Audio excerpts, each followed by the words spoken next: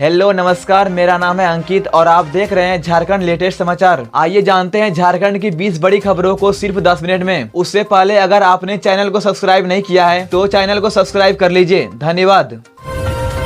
पाकुड़ में 6.5 लाख की लूट का पर्दाफाश, 2 अपराधी गिरफ्तार, 1 गोवा से पकड़ा गया। पाकुड़ के हिरनपुर थाना इलाके के आसनजोला गांव में हुई 6.5 लाख रुपए की लूट का पुलिस ने खुलासा कर दिया है। इस लूट में शामिल 2 बदमाशों को पुलिस ने गिरफ्तार कर लिया है। दोनों ने 29 मई को पश्चिम बंगाल के बीरभूम जिले के रहने वाले केताबुल मल्लिक से बंदूक की नोक पर बैग छीन लिया था। केताबुल बाइक से 6.5 लाख रुपए लेकर जा रहे थे, तभी आसनजोला गाँव के पास 2 बदमाशों ने उन्हें रोक लिया। मुंह पर मास्क और हाथ में बंदूक लिए बदमाशों ने उनके पास से बैग लूट लिया और फरार हो गए। इसके बाद हिरनपुर थाने में केस दर्ज कराया गया। पुलिस ने खास टीम बनाई और जांच शुरू की। पहला आरोपी गुलाब साहब को पाकुड़ बस स्टैंड से पकड़ा गया। दूसरा आरोपी करण मंडल को गोवा से गिरफ्तार कर पाकुड़ लाया गया। दोनों ने पूछताछ में लूट की बात कबूल कर ली। गुलाब साहब के पास से 15,000 रुपए और करण मंडल के पास से 10,000 रुपए बरामद किए गए। साथ ही लूट में इस्तेमाल बाइक भी पुलिस ने बरामद कर ली। गुलाब साहब पर पहले भी केस दर्ज है। करण मंडल पर 8 आपराधिक केस पहले से दर्ज है। इनमें डकैती और आर्म्स एक्ट जैसे गंभीर मामले शामिल है। एसडीपीओ दयानंद आजाद ने बताया कि अन्य आरोपियों की तलाश भी तेज कर दी गई है।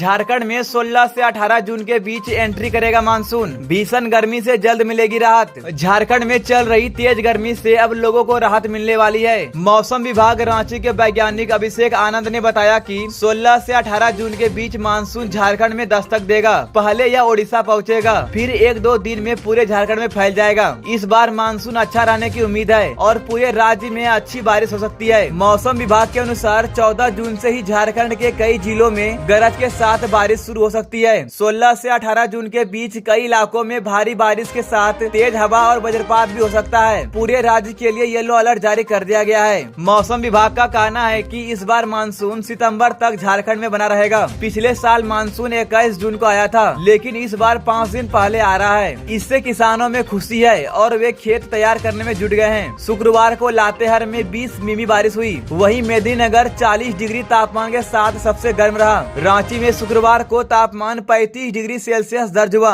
जमशेदपुर में 36 डिग्री और बोकारो में 38 डिग्री। जल्द ही झारखंड के हर जिले में मानसून की बारिश शुरू हो जाएगी और गर्मी से राहत मिलेगी।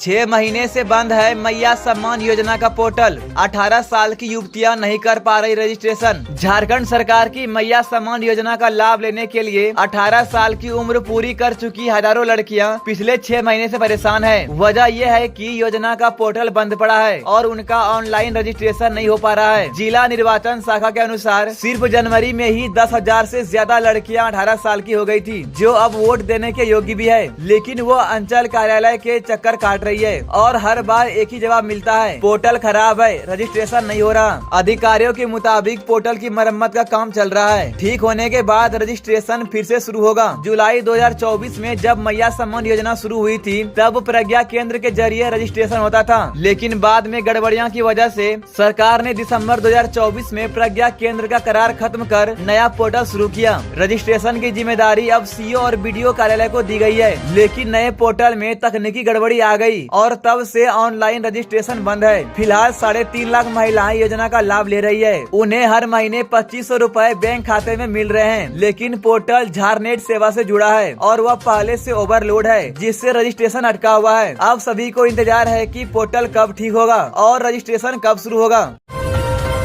4 महीने से बेटे की तलाश में भटक रही रसना देवी, अब तक नहीं मिला सुराग। बोकारो जिले के चंदन कियारी पश्चिम पंचायत के रहने वाले सुसेन महतो की मां रसना देवी आज भी अपने गुमशुदा बेटे की तलाश में दर दर भटक रही है। बेटे को लापता हुए 4 महीने से ज्यादा हो गए, लेकिन अब तक उसका कोई सुराग नहीं मिला है। रसना देवी ने पुलिस से लेकर नेताओं तक हर जगह गुहार लगाई, लेकिन सिर्फ आश्वासन नहीं मिला। बीते 5 मई को उन्होंने जनता दरबार में भी अपनी पीड़ा बताई। उस समय डीसी ने चंदन कियारी थाना प्रभारी को कार्रवाई का आदेश दिया, लेकिन अब तक कोई ठोस कदम नहीं उठाया गया। रसना देवी ने बताया कि उनका बेटा रोजगार के लिए बेंगलुरु गया था। लौटते समय 19 फरवरी को वह विजयवाड़ा रेलवे स्टेशन से संदिग्ध हालत में लापता हो गया। सबसे चौंकाने वाली बात यह है कि बेटे के आधार कार्ड से अब भी किसी अज्ञात जगह से पैसे निकाले जा रहे हैं। ये जानकारी उन्हें मोबाइल पर आए मैसेज से मिली, लेकिन पुलिस ने अभी तक इस दिशा में कोई जाँच नहीं की। अब रसना देवी का एक ही सवाल है, आखिर उनका बेटा कहाँ है।